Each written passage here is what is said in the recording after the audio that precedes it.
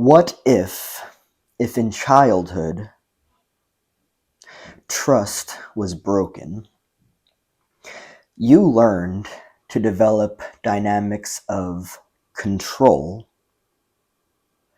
to feel safe? Look at a coin and consider both sides of it,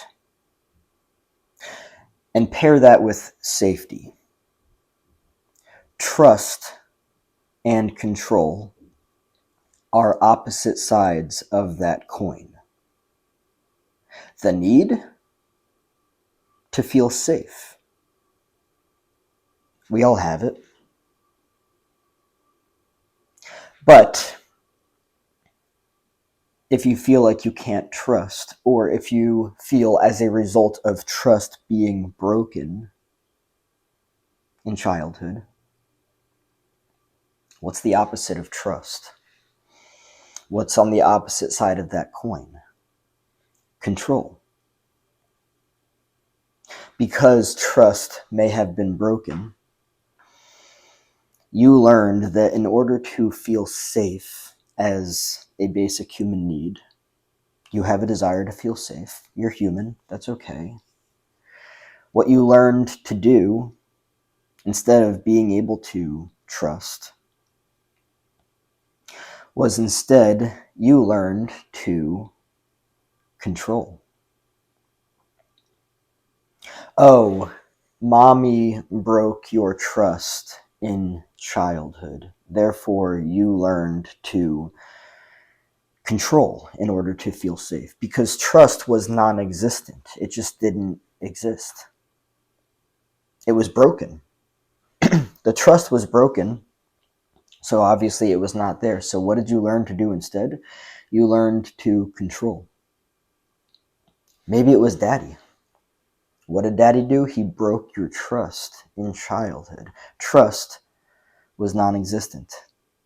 The opposite side of that is control. You learned to become very controlling in order to feel safe. What does this look like in relationships? Well, controlling behavior. Maybe you learned to develop dynamics of controlling behavior where you try to control how other people see you. What does that sound like? Maybe it sounds like codependent dynamics, where you are inauthentic because you're very tuned into other people, because you care about how they see you, because you didn't develop a healthy sense of self. You didn't develop intrinsic self-worth. So what do? You behave in ways that are inauthentic as to try to control the ways that people see you. Now, let me make it very clear that none of this stuff is good or bad or right or wrong. It's just not healthy. If your trust was broken in childhood, and because you have a need to feel safe, which people have a need to feel safe, we're human. It's not good or bad or right or wrong. It is a drive. The way that you go about achieving it is what to look at here. If trust was broken, and as a result of that, you feel like you need to control in order to feel safe, maybe you're trying to control somebody's perception of you and you really care about that. And so therefore, instead of being authentic and instead of being yourself, you learn to adapt your behavior in accordance to how you think that they might see you in a way that would have them validate you and therefore validate your worth, your existence. Whatever it is, it doesn't matter what it is. What matters is that instead of learning to trust as a result of healthy relationship dynamics, trust was broken, and therefore the little you was like, okay, well, I don't feel safe with this because the trust was broken, so what am I going to do instead? I'm going to control. I'm going to be inauthentic. Again, not good or bad or right or wrong. I'm just displaying this for what it is. I'm going to be inauthentic. I'm going to do things that I don't want to do so that people see me in ways that I have learned I can control. Even if I'm not authentic within myself, they will see me in the ways that I need them to see me, so that therefore, even though it's authentic, I can feel safe. Which is fascinating because I would argue, not claiming this as fact or as truth, but I would argue that that dynamic in and of itself isn't even safe, because when you are being inauthentic, do you actually feel safe within yourself? I mean, I'm asking the question. Do you feel safe within yourself when you are not being authentic? Look at it this way. If authenticity is alignment, which I believe that it is, then wouldn't inauthenticity be like a lack of alignment? Something is off-centered. You're not aligned. You are not authentic. So even though the trust was broken and you needed the trust to be there in order to feel safe, and instead of that, you learned to develop dynamics of control, something is really fucking off. Something, delicious coffee, that is definitely not off. Something is really fucking off. There is a sense of misalignment at play. You're being inauthentic as to try to control the way that somebody sees you because the trust was broken. Oh, and I will dive into the entire dynamic of, as a result of trust being broken and feeling like you can't trust people, of course, because you learned that as a dynamic in childhood, that you cannot trust people unless you can control them. And of course, yeah, this is unhealthy. It's manipulative. It's toxic. It's inauthentic.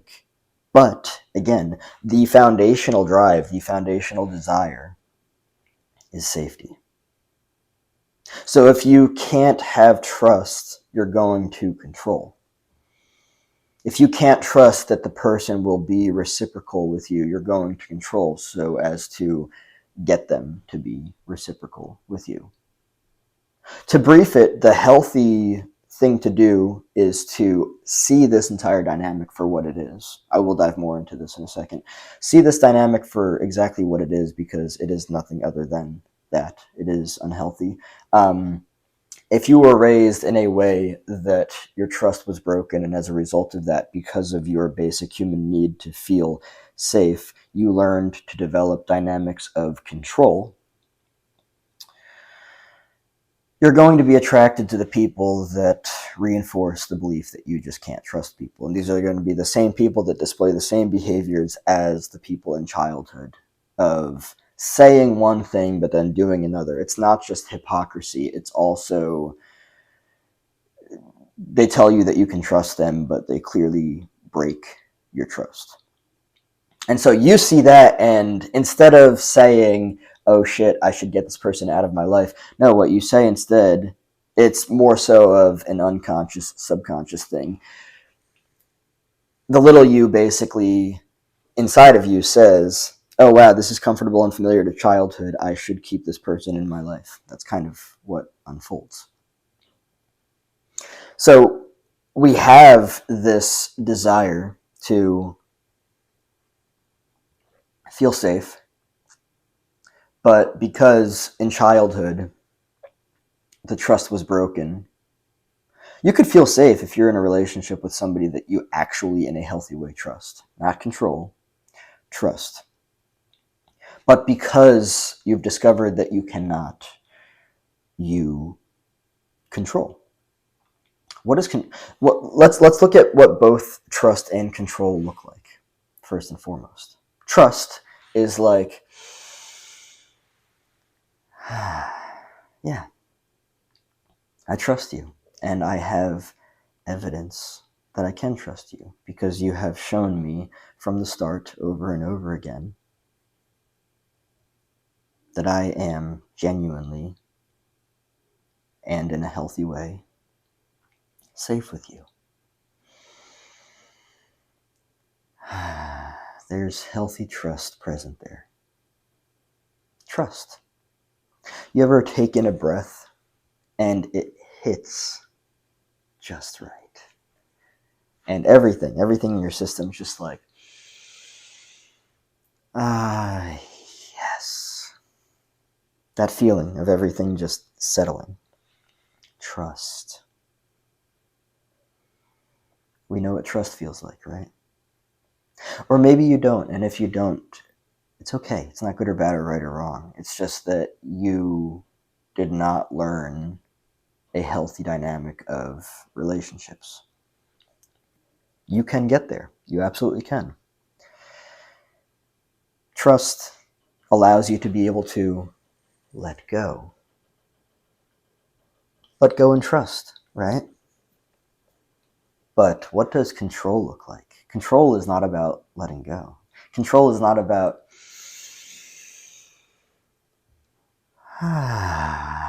yes. No. Control is all about, I need to do all of these things. I need to be a specific way that is not authentic to myself and totally disaligned and misaligned and all discombobbled and out of place. And if I could just hold on to this so tightly and finally just do this thing and that thing and get to, you see the energetic difference there? If your trust was broken, that's the energetic dynamic that you are displaying, that you are utilizing in your life. If you can trust people because you learned healthy dynamics of relationships and trust in childhood, the first thing that I displayed was what it is that you do and are comfortable and familiar with. You would never be in a relationship with somebody that breaks trust regularly because you learned dynamics of health in relationships. If instead your trust was broken, you learned that you need to manipulate a bunch of things. You need to hold on really tightly to anything and everything and anyone that is in your life. You need to try to control how they see you because you don't otherwise trust, because the trust was broken. No, not just trust. You don't otherwise feel safe. People who their trust was broken and they don't feel safe, they learn to control. Again, trust and control are opposite sides of the same coin. The foundational need, safety. You either trust and you can let go, or you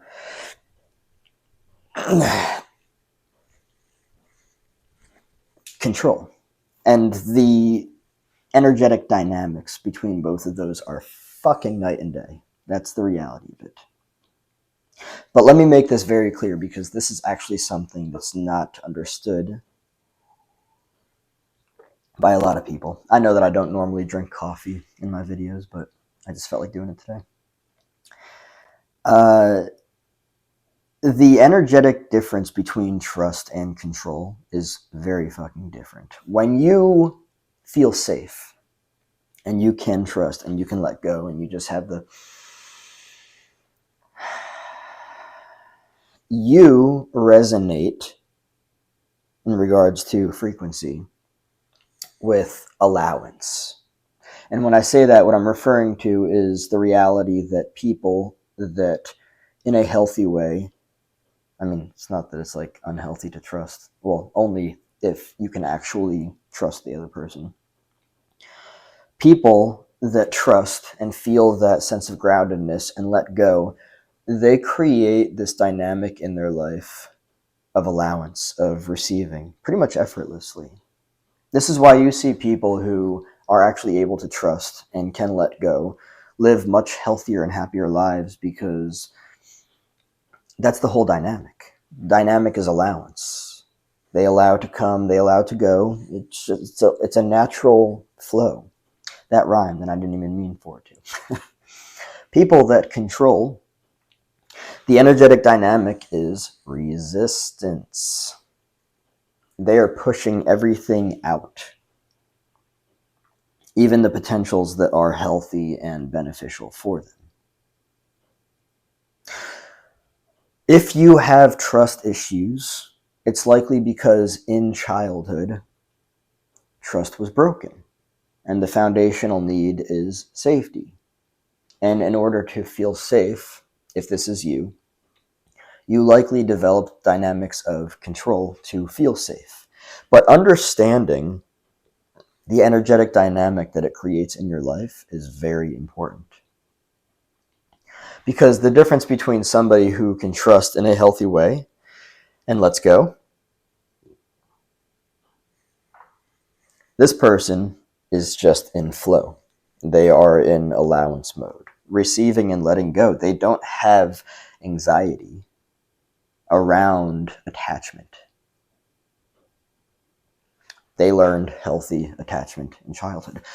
Attachment is a huge part of this, by the way. Let me make that very clear. Attachment, people that, when it comes to attachment, people that control, they did not learn healthy attachment. Because when their trust was broken, they learned anxiety. Oh shit, I can't trust this person. I need to, in order to feel safe, I need to control. Oh my God, look at the energetic difference between those two. The attachment got fucked up, so they learned to just, if you could just do this thing. Yeah, the energetic difference is wild, isn't it? But look at the attachment side of it.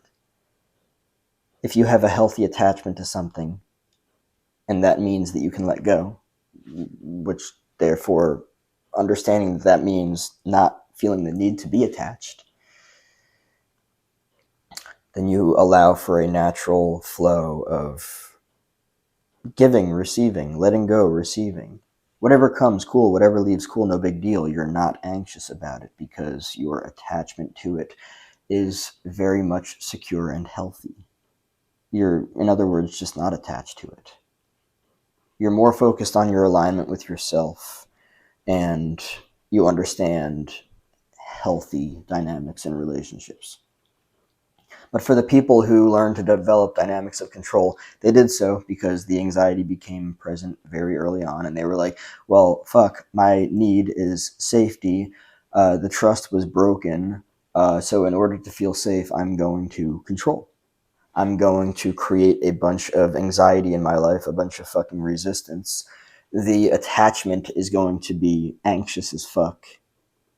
And unknowingly, those people create a bunch of fucking resistance. And when I say resistance, what I mean is repellent energy.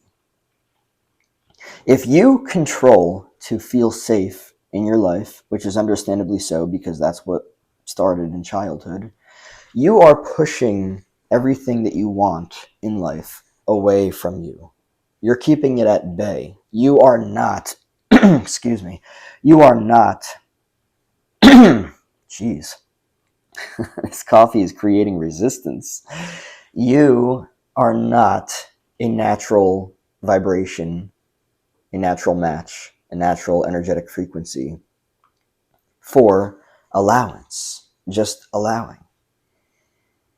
You are not in a beautiful dance with life. You are in a frenzy, freaked out, and anxious about everything. I hope that the way that I've approached this has clearly displayed how this works. Now, let me just make sure that this is well understood before I end off this video. If the control dynamic is very comfortable and familiar to you, the likelihood that you're just going to throw yourself in repetition compulsion, choosing the same comfortable and familiar dynamics of control, you need to be aware of that. If you want to change this dynamic for yourself, you need to be aware of that. You're going to be comfortable and familiar with choosing people that you cannot trust, and so therefore you control them, and it just fucks up your relationships. Understand that. That's the reality of it. Repetition compulsion has us choosing comfortable and familiar dynamics from childhood. That's the way that it works. So, understanding that your relationships are based around the comfortable and familiar childhood dynamic of trust being broken, the desire is safety, the drive is control. You're going to try to manipulate a bunch of fucking things. You're not going to be authentic within yourself because what you care about is how other people see you. What you care about is having relationships with other people, but it's based around the fucked up attachment and your desire to feel safe. Trust and control are opposite sides of the same coin. If trust is broken, dynamics of control are going to be developed. You're going to try to fucking control and manipulate, and you're going to push everything out. It is resistant. It is repellent. See it for what it is. The tighter you hold on to it, the less you have it. Do you see it?